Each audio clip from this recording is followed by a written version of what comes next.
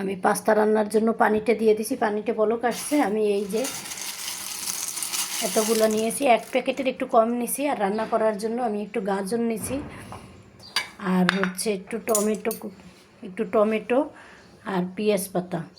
আমি এখন গাজরটা দিয়ে দিব। গাজরটা দিয়ে তারপরে নুডলসটা দিয়ে একাতে সিদ্ধ করব। পাস্তাটাও দিয়ে দিই।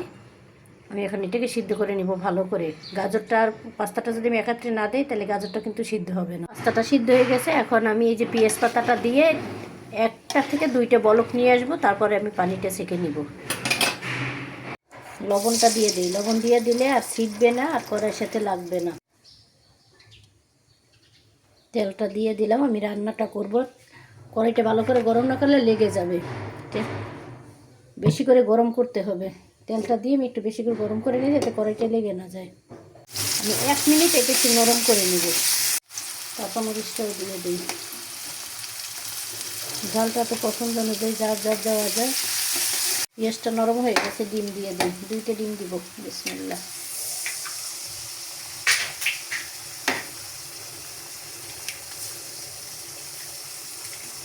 দিয়ে আমি এইটা একটু পেঁয়াজের সাথে একদম ভেজে নিব। এখানে 2টা চাট মশলা দিয়ে দিব ডিমের সাথেই।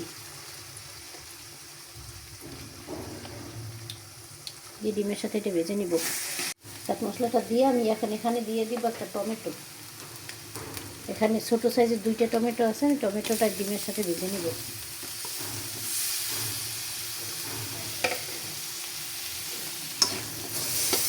ভাজা হয়ে গেছে। আমি পাস্তাটা দিয়ে দিই। বিসমিল্লাহ। এখানে দিয়ে দিব একটু টেস্টিং সল্ট, 1 চা চামচ, আর একটু চিনি দিব।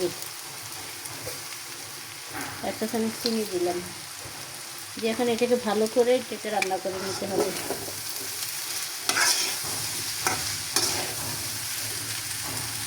দিয়ে আমি একটু ঘি দিয়ে দিব। এখানে 1 টেবিল চামচের মতো আমি ঘি দিলাম।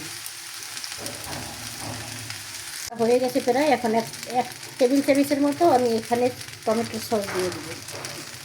দিয়ে এটা ফুল আছে। আমি 1 মিনিট এটাকে রান্না করব। হয়ে গেল মজাদার পাস্তা রান্না করা। চুলাটা এখন বন্ধ করে দিই। কালারটা যেমন সুন্দর, খেতেও কিন্তু এটা তেমনই মজা।